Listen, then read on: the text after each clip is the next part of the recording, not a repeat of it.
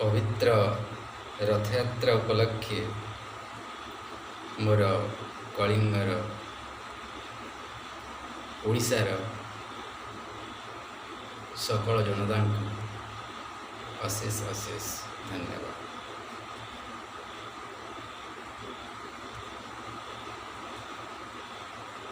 उत्कलर भावी सम्राट आगामी दिनर गजपति महाराज कुमार हिसाब से दिव्य सिंह देवंकर पुत्र हिसाब से और रामानंद देव पुत्र हिसाब से मोर समस्त उत्कलर जनता को भक्तिपूत प्रणाम। जय जगन्नाथ। यही समय आगामी दिन में बावड़ा यात्रा आसुची। समस्ते मिसी बंधुत्व रक्षा करी धर्म वर्ण निर्विशेष समस्ते जगन्नाथ को निजर आराध्य मानिकी श्रद्धापूर्वक बाहुड़े आणतु बड़ देवल को। सेठी माँ लक्ष्मी अपेक्षा करुछंती। समस्त उत्कलियंक मनरे कलिंगवासी मनरे नया अन्वेषण जाता है। दिव्य सिंहदेवंकर साम्राज्यर पतन होगा जाउछि। प्रभु जगन्नाथ मो जीवन में विलक्षण कले आउ दिव्य सिंहदेव पर जी आसवे माने मो निजे हरे कृष्ण देवदित्य नाम परिचित हेबी। कलिजुग यहाँ मध्यावस्था। प्रभु कल्कि रूप में जन्म ने स्वप्नादेश करिसंती। शरधा बाली ठारू आरंभ करिकी महोदधि तटरे प्रभु जगन्नाथ उभा की दर्शन देले। भूषंड काक निजे आसला। मुझे बालुका राशि क्षुद्र जगन्नाथंकर प्रतिमूर्ति बागौली से मोर निजे परिचय देले स्वयं प्रभु जगन्नाथ।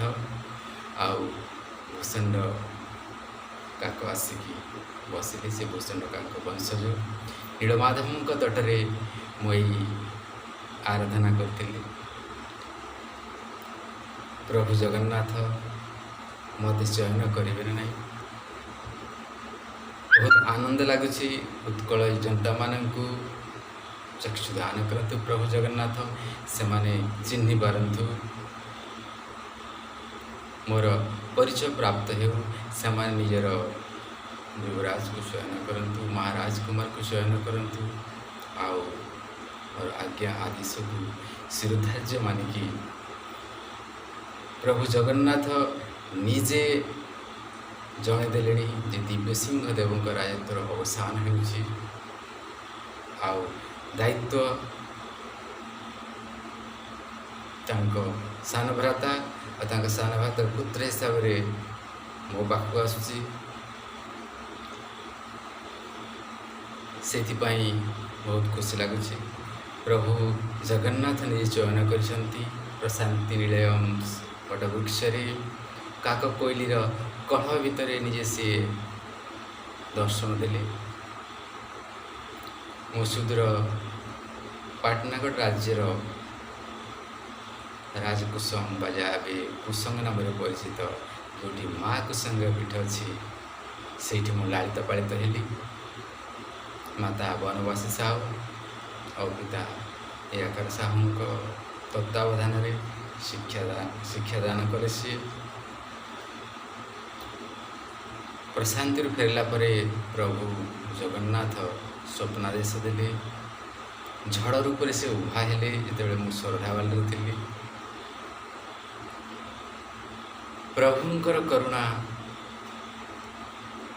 अशेष वर्णना करहबनी अवर्णनीय। प्रशांति हो किंबा श्रीक्षेत्र पुरी हो सबुठारे सी निजर मिराकिल देखते। ଆଉ ସବୁଠାରୁ କୁସଙ୍ଗରେ ମଧ୍ୟ ମିରାକିଲ୍ ଦେଖେଇଛନ୍ତି। ସୁଦୂର ପାଟଣାର ଜଙ୍ଗଲ ଭିତରେ ଥିଲାବେଳେ ବି ମା ପାଟଣେଶ୍ୱରୀ ହେଉ କିମ୍ବା ମାତା ସମଲେଶ୍ୱରୀ ହୁଅନ୍ତୁ, ସେଇଠି ବି ଆଶୀର୍ବାଦ ପ୍ରାପ୍ତ ହେଲା। ସେଇଠି ଜଗନ୍ନାଥଙ୍କର ଅଶେଷ କରୁଣା, ହରିଶଙ୍କର ନୃସିଂହନାଥ ସବୁଠାରେ ତାଙ୍କର ଦର୍ଶନ ମିଳିଲା। ସିଏ ନିଜେ ଉଭା ହେଇକି ଏଇ ପରିଚୟ ଦେଲେ, ମୋ ଜୀବନରେ ନୂଆ ମୋଡ଼ ଆଣିଲେ। ଅନେକ ଅନେକ ପ୍ରଶ୍ନ ହୁଏ, ଦିବ୍ୟ ସିଂହଦେବ ପରି ଆଉ ଦାୟାଦ ନାହାନ୍ତି। ଦୁଃଖ ଲାଗେ, ସେମାନେ ଚିହ୍ନି ପାରୁନାହାନ୍ତି। ସାଧାରଣ ବସ୍ତ୍ରରେ, ସାଧାରଣ ଗୋଟେ ପରିବାରରେ ମୁଁ ଥାଇକି ଏଇ ଜନସମୁଦ୍ରରେ ହଜିଯାଉଛି, ହେଲେ କେହି ଚିହ୍ନି ପାରୁନାହାନ୍ତି। ସେଥିପାଇଁ ପ୍ରଭୁ ଜଗନ୍ନାଥଙ୍କୁ ମୋର କରୁଣ ନିବେଦନ, ସେମାନେ ଉତ୍କଳୀୟ ଜନତାଙ୍କ ହୃଦୟରେ ବାସ କରନ୍ତୁ ଆଉ ପ୍ରଭୁ ଦର୍ଶନ ଦିଅନ୍ତୁ। ଯେଉଁ ବିଲକ୍ଷଣ ସୃଷ୍ଟି କଲେ ପ୍ରଭୁ ନିଜେ, ମଉସରେ ସେଇ ଚଳନ୍ତି ଠାକୁର, ଜଣେ ଗଜପତିଙ୍କୁ ଚଳନ୍ତି ଠାକୁର କହନ୍ତି, ସେହି ପରିଚୟ ଦେଲେ। ପୁରୀ ଶ୍ରୀକ୍ଷେତ୍ରରୁ ନିର୍ମାଲ୍ୟ ବି ମୋ ହାତକୁ ଆସିଲା। ସ୍ନାନ ମଣ୍ଡପରେ ଥିଲାବେଳେ ଭିଡ଼ରେ ଯେତେବେଳେ ଗଲି, ତୁଳସୀ ମାଳ ବି ମୋ ପାଖକୁ ଚାଲି ଆସିଲା। ପ୍ରଭୁ ହାତରେ ଯେଉଁ ବଳା ଦେଇଥିଲେ, ସେଇଟା ପୁଣି ସିଏ ସେଇ ସ୍ନାନ ବେଦୀରେ ହିଁ କାଢ଼ି ନେଲେ, ଯେଉଁଟା ମୁଁ ବାହୁଡ଼ା, ଗୁଣ୍ଡିଚା ରଥଯାତ୍ରା ପରେ ବାହୁଡ଼ା ରଥଯାତ୍ରା ହେବା ପୂର୍ବରୁ ଯେତେବେଳେ ଶରଧାବାଲିର ମନ୍ଦିରରେ ଥିଲେ, ମାଉସୀଙ୍କ ଘରକୁ ଆସିଥିଲେ, ସେତେବେଳେ ମୁଁ ସେଇ ପୂଜକ ଜଣକୁ ମୋ ହାତରେ ବଢ଼େଇ ଦେଲେ। ପିନ୍ଧିଲା ପରେ ପୁଣି ଆର ବର୍ଷକୁ ଯେଉଁ ସ୍ନାନ ପୂର୍ଣ୍ଣିମା ଆସିଲା, ସ୍ନାନ ବେଦୀରେ ପୁଣି ହାତରୁ ଯେମିତି କାଢ଼ିଦେଲେ, ଆଉ ମୋ ହାତରେ ନିର୍ମାଲ୍ୟ ବି ଆସିଗଲା। ଆଉ ପ୍ରଭୁଙ୍କର ଯେଉଁ ଭବିଷ୍ୟତବାଣୀ, ଦିବ୍ୟ ସିଂହଦେବ ଦାୟାଦ ନାହିଁ ନାହିଁ ନାହିଁ, ଯେଉଁ ସେ କଳିଯୁଗର ଅନ୍ତ ହେବ, ସିଏ ପୁଣି ହରେ କୃଷ୍ଣଦେବ ଦ୍ୱିତୀୟ ନାଁରେ ସେ ଆଜ୍ଞା ଦେଇଛନ୍ତି। ଜଗନ୍ନାଥ ସ୍ୱାମୀ ନୟନ ପଥଗାମୀ ଭବ ତୁମେ। ପ୍ରଭୁ ଆହୁରି ବି ମାୟା ରଚିଛନ୍ତି ମୋ ଜୀବନରେ, ଆଉ ସିଏ ଚତୁର୍ଭୁଜ ରୂପରେ ବି ଦର୍ଶନ ଦେଇଛନ୍ତି। ଗୋଟେ ବିଶ୍ୱ ବ୍ରହ୍ମାଣ୍ଡର ଜ୍ଞାନ ସେ ପ୍ରଦାନ କଲେ। ତାଙ୍କ ଲୀଳା ଅବର୍ଣ୍ଣନୀୟ। ଓଡ଼ିଆ ଭାଷାରେ ହେଉ କିମ୍ବା ଅନ୍ୟ କେଉଁ ଭାଷାରେ ବର୍ଣ୍ଣନା କରିହେବ ନାହିଁ, ସଂସ୍କୃତରେ ମଧ୍ୟ ବର୍ଣ୍ଣନା କରିହେବ ନାହିଁ, ବେଦର ଶ୍ଲୋକରେ ମଧ୍ୟ ବର୍ଣ୍ଣନା କରିହେବ ନାହିଁ। ସେ ଅବର୍ଣ୍ଣନୀୟ। ସେଇ ଝଡ଼ ଭିତରେ ବି ସେ ପ୍ରାପ୍ତ ହେଲା। ସମୁଦ୍ରର ଅତାଳ ଗର୍ଭରୁ କେମିତି ସେ ଜାତ ହେଲେ, ସେଇ ଜ୍ଞାନ ବି ଦେଲେ। ଯେଉଁ ବ୍ରହ୍ମ ପ୍ରକଟ ହେଲା, ତା ପୂର୍ବରୁ ମୋତେ ମଧ୍ୟ ସେ ସଚେତନ କରିଦେଲେ। ସେତେବେଳେ ମୁଁ ବୃନ୍ଦାବନରେ ଥିଲି। ସେତେବେଳେ ମୁଁ ସେଇ ଶ୍ରୀକୃଷ୍ଣଙ୍କର ସେଇ ପୟର ଧରିଥିଲି, ନିଧିବନରେ ଥିଲି ମୁଁ। ସେତେବେଳକୁ ନ୍ୟୁଜ୍ ଆସିଲା, ଏ ବ୍ରହ୍ମ ପ୍ରକଟ ହେଇଛି, ବିଭ୍ରାଟ ହେଇଛି। ଏଇଟା ମୁଁ ଆଗରୁ ସୂଚିତ ହେଇଥିଲା। ଯେଉଁମାନେ ମୋ ସଂସ୍ପର୍ଶରେ ଥିଲେ, ମୁଁ ସେମାନଙ୍କୁ କହିଦେଇଥିଲି ବ୍ରହ୍ମ ପ୍ରକଟ ହିଁ ହେବ, ବ୍ରହ୍ମ ପ୍ରକଟ ହିଁ ହେବ। ସେଇଭଳିଆ ହିଁ ହେଲା। ସେଇ ବିଚିତ୍ର କାହାଣୀ ବି କହିହେବ ନାହିଁ, ଯେଉଁଟା ମୁଁ ବୃନ୍ଦାବନରେ ଥିଲି ସେ ସମୟରେ। ଏପଟେ ଚାଲିଛି ବ୍ରହ୍ମଲୀଳା। ତେଣୁ ଏହି ସ୍ୱଳ୍ପ ସମୟ ଭିତରେ ଉତ୍କଳବାସୀଙ୍କୁ ଏହି ନିବେଦନ, ସେମାନେ ନିଜର ଠାକୁର ଚୟନ କରନ୍ତୁ, ସେମାନେ ନିଜର ଅଧିକାରକୁ ସାବ୍ୟସ୍ତ କରନ୍ତୁ। ପ୍ରଭୁ ଏହାପରେ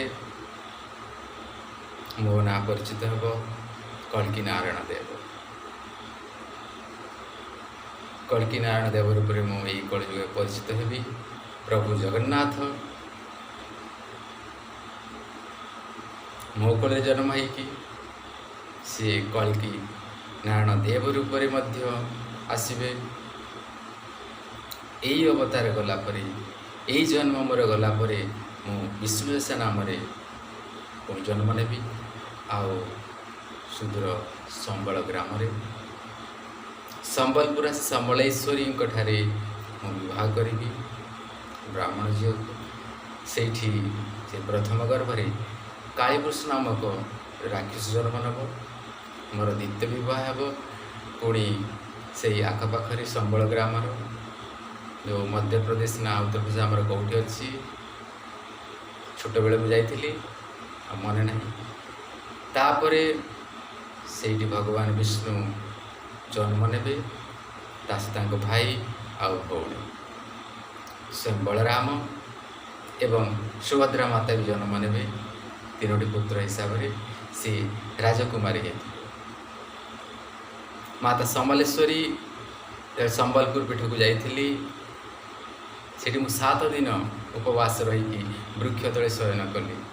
ମାତା ସମଲେଶ୍ୱରୀ ଘୋର ରାତ୍ରି ଆସିକି ମୋ ଦର୍ଶନ ଦେଲେ। ସେ ସ୍ୱପ୍ନରେ କହିଲେ, ତୁମେ କ୍ଷତ୍ରିୟ। ବୃକ୍ଷ ଉପରେ ଗୋଟିଏ ପତ୍ର ପଡ଼ିଲା। ସେଇ ପତ୍ରରେ ମୁଁ 2ଟା ଜିନିଷ ପ୍ରାପ୍ତ କଲି। ଯେତେବେଳେ ଖୋଲିଲି ପତ୍ରଟା ବୁଝି ହେଇକି ଥିଲା। ଗୋଟେ ତଲବାର ପାଇଲି, ତାପରେ ଦ୍ୱିତୀୟରେ ପାଇଲି ଗୋଟେ ମଶାଳ। ପଶ୍ଚିମ ଓଡ଼ିଶାରେ ଯେଉଁଟା ନେଇକି ବଂଶମାନଙ୍କର ମୋତେ ପାଳନ କଲେ, ସେମାନେ ମଶାଳ ଧରିକି ମାତା ଦେବୀଙ୍କ ସେବା କରନ୍ତି, ସେବକ ହିସାବରେ ଥାଆନ୍ତି। ହରିବୋଲ ସାହୁଙ୍କୁ ମୁଁ ତାଙ୍କୁ ଅଜା କହେ, ଯିଏ ମୋତେ ପ୍ରାପ୍ତ କରିଥିଲେ, ଆଶୀର୍ବାଦ ଦେଇଥିଲେ। ଆଉ ସେଇ ତଲବାର ପୁଣି ମୋ ହାତକୁ ଆସିଲା ସେ ବଲାଙ୍ଗୀର ସହର ପାଟଣାରେ ଥିବାବେଳେ, ବଲାଙ୍ଗୀର ଶୈଳଶ୍ରୀ ପ୍ୟାଲେସ୍ରେ ଥିଲାବେଳେ ମୋର ସେ ତଲବାର ପ୍ରାପ୍ତ ହେଲା। ସେ ତଲବାର ମୁଁ ଦର୍ଶନ କରେଇଛି, ଦେଖିଛି। ତାପରେ ଆମର ଏପଟେ ହେଉଛି ଯାଜପୁରର ଗୋଟେ ଅଞ୍ଚଳ ଅଛି ଯେଉଁଠିକି ଆମର 12 ହାତୀ ଖଣ୍ଡା ତିଆରି ହେବ। ସେ ଅଞ୍ଚଳକୁ ଯାଇଥିଲି। ସେତେବେଳକୁ ମୁଁ ଛୋଟ ଥିଲି, ଛୁଇଁଥିଲି ମୁଁ ସେ ତଳବାରକୁ। ସେତେବେଳେ ହାତେ ଥିଲା, ମାପିଥିଲି। ଧୀରେ ଧୀରେ ସେ ତଳବାର ବଢ଼ୁଛି। ଏଇ କଥା ମୋ ଜୀବନରେ ବି ସତ୍ୟ ପ୍ରମାଣିତ ହେଉଛି। କଳ୍କି ନାରାୟଣ ଦେବ, ସେ କଳ୍କି ଭଗବାନ ଆସିବେ, ସେ ଜନ୍ମ ନେବେ, କାଳୀପୁରୁଷ ନିଧନ କରିବେ। ତେଣୁକରି ଆପଣ ପ୍ରସ୍ତୁତ ହୁଅନ୍ତୁ ଆଉ ଏଇ ଦିବ୍ୟ ଲୀଳାର ସହଯୋଗ କରନ୍ତୁ, ମୋର ସହଯାତ୍ରୀ ହୁଅନ୍ତୁ ଆଗାମୀ ନୂଆ ଜନ୍ମ ପାଇଁ। ଆଉ ବର୍ତ୍ତମାନ ଓଡ଼ିଶା ଜୟ କଳିଙ୍ଗ, ଜୟ ଜଗନ୍ନାଥ, ଜୟ ଉତ୍କଳୀୟ ଜନତା।